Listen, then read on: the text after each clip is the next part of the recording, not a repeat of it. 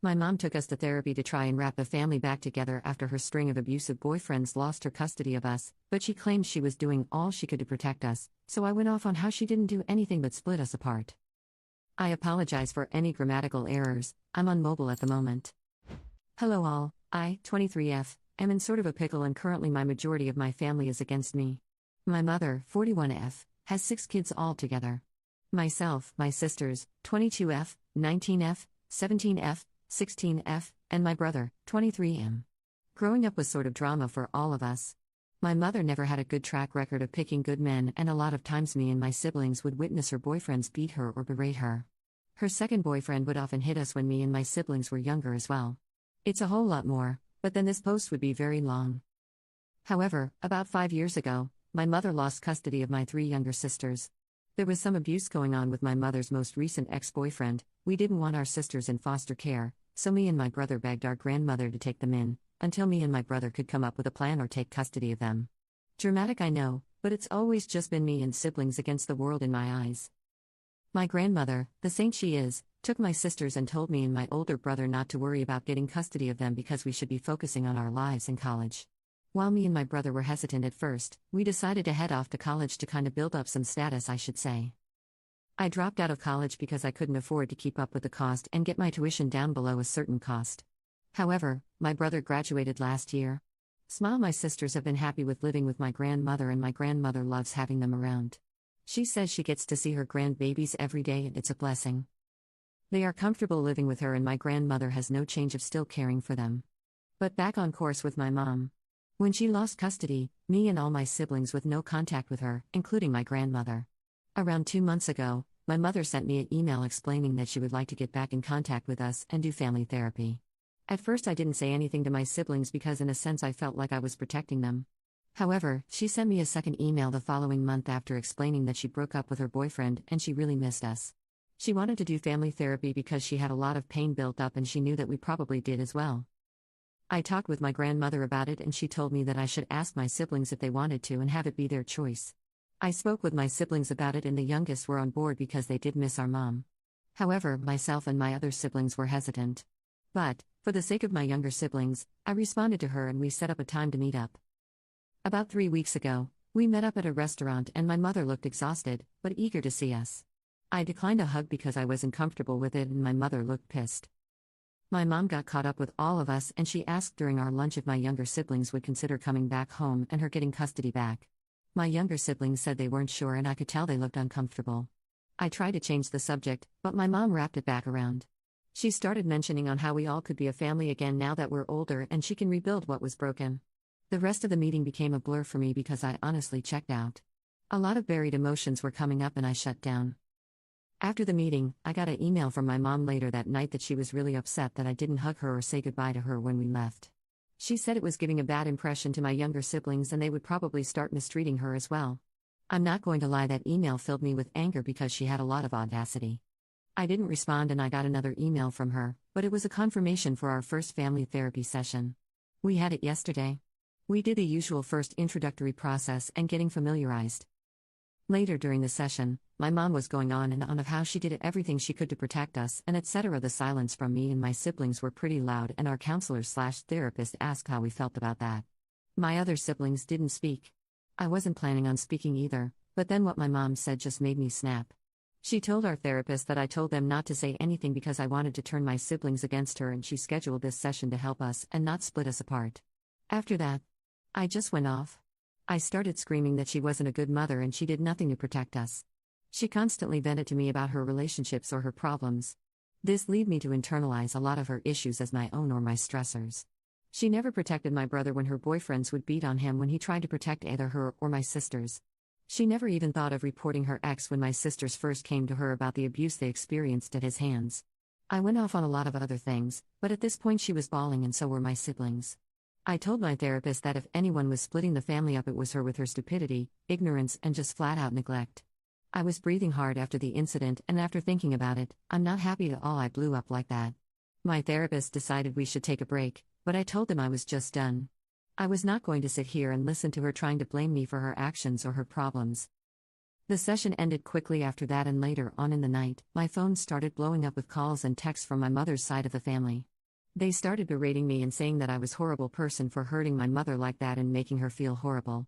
They were on a tangent on how she was trying to turn a new leaf and actually work at rebuilding our relationships with us. After all the calls and texts, I've been feeling like a bad person for saying that to my mom. So honestly, am I the jerk here? Edit. I will add some context, seeing as I didn't elaborate much because I didn't want to have type a novel and have anyone read so much. My grandmother, she is my mom's mom. She cut her off because my mom would constantly steal money from her or sneak boys into the house when she knew my grandmother wouldn't like it. My grandmother is a SA survivor of my grandfather/my mom's dad. My grandmother actually took him to court to get him arrested, which is why she is essentially the black sheep to majority of our family. My grandmother explained to me when I was much older that our family has a lot of SA history from family members. Our family is highly religious and feels as though we should pray over them every day to heal them. Why I felt awful. My mother is also a victim of abuse. And I felt like I was being a hypocrite for calling her out and saying what I said, because it was as though I wasn't taking her abuse into account either. However, as many of you have mentioned, even with her being a victim, she still let the abuse happen. I think reading that is what made me start crying. Myself and my siblings never got counseling because we just thought it was our fault we experienced the abuse. In our talks before, we often tried to hold the burden of not protecting our mom more. My mom's side of the family, they are enablers and abusers themselves. My grandmother has countless stories about them. I feel as though a part of them wants my siblings and I to make up so we can appear to be a happy family. They do have a serious issue with appearances. My siblings, my brother is the real star of the show, honestly. Before we even made it to the first session, he told my youngest sister that mom will probably say a lot of things, but if she wasn't ready to talk or if she wanted solo therapy, he would pay for it in full. After the session, she decided to do so because she has a lot of complicated feelings about our mom. My other sisters are still emotionally distraught. They did thank me for saying the truth and what needed to be said. They said they couldn't say anything because they didn't know how to word it. Yet again, like me, they didn't want to be cruel. Commenter: she tried manipulating you into manipulating your sisters into agreeing with custody after gaslighting you for not being loving with her. Then she lied to the counselor about how she treated you in her relationships and in her custody. Then lied about you influencing your sisters. If that counselor was worth her observations, she'd see through your mother's BS. Definitely get therapy, but without your mother. She doesn't want to fix things with her children. She probably wants the money that comes with support of your youngest sisters. Why would she alienate you if she wants to reunite the family? Oop, I'm pretty sure our counselor did. During my outburst, I noticed her writing a lot on her notepad. I'm pretty sure my mom will try to reach out to her to force contact or try to schedule another session, but I'm honestly declining it. She has already proved that she will continue to not protect us or even apologize. Update. Hey all, update for those who wanted it, also heavy abuse TW because I will get emotional and vent a bit later on in this update. If you are a childhood survivor, I wouldn't recommend reading past this since it could possibly be triggering. My siblings and I have decided to go NC with our mother for good. It was a hard conversation this morning and I felt like again. I felt like my outburst persuaded them to make that decision, so I wouldn't be upset with them. Yet they reassured me throughout the whole conversation that they didn't like that she didn't even apologize. Even when she had the opportunity to. My siblings and I are still struggling with the fact that she won't change and she probably never will. The driving force for it was the email that I got from Mother at 4 a.m. today. I copied and pasted it here since I don't know how to post pics/screenshots on mobile. Dear Juju, my nickname when I was younger. I am truly hurt and devastated that you went public with a private matter. Your Auntie May showed me your Reddit post. And yet you continue to try to villainize me. I was going to explain myself further in therapy, but I'm in a new relationship now with a very loving man. He was the main one who encouraged me to extend an olive branch with you all. I was going to surprise you and your siblings in therapy. However, you ruined it. I stayed my distance from you all because after losing your sisters, it made me realize I couldn't even look at myself in the mirror anymore. It made me realize how much of a worthless piece of shit I was. You calling me a worthless how of a mother was uncalled for. In those relationships I couldn't just simply walk away. Where would I have gone? What about you guys? Do you not think it ate me up inside every time you guys cried? Every time I did try to protect you guys just to get the life beat out of me? Being knocked out cold and not knowing if you guys were safe or not? Did any of that not matter to you? I'm trying to redeem myself while also being a victim and you simply can't get your own head out of your butt. You complain about your pain not realizing I was a victim too, Juju. We all were. I hate to sound harsh, but you're an adult and can hear these things now. I tried my hardest to protect you all. For you to dog on all my effort in your rant and call me almost every name in the book in front of our therapist, your siblings, and the blatantly visible disrespect to me? All of it, truly uncalled for. I will not have contact with you until you apologize to me for what you said. You broke my heart, Juju, but Mama still loves you, and me going no contact with you is to show that you can't just hurt someone because you yourself are hurting. I will be over to see your sisters later at my mom's place to talk one-on-one with them. I will appreciate it if you are there to apologize. But if you will not, then I highly ask that you not be there. The email really crushed me a lot. I completely understand that she was a victim as well. Like I also mentioned to a kind Redditor that messaged me last night, she did provide what she could.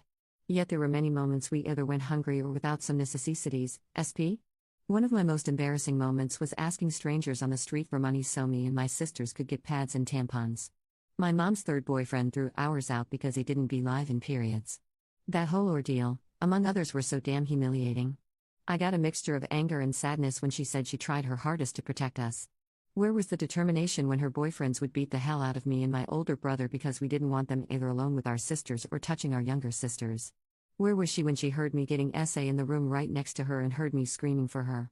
It's just a overwhelming sorrow because in her eyes, she did her best.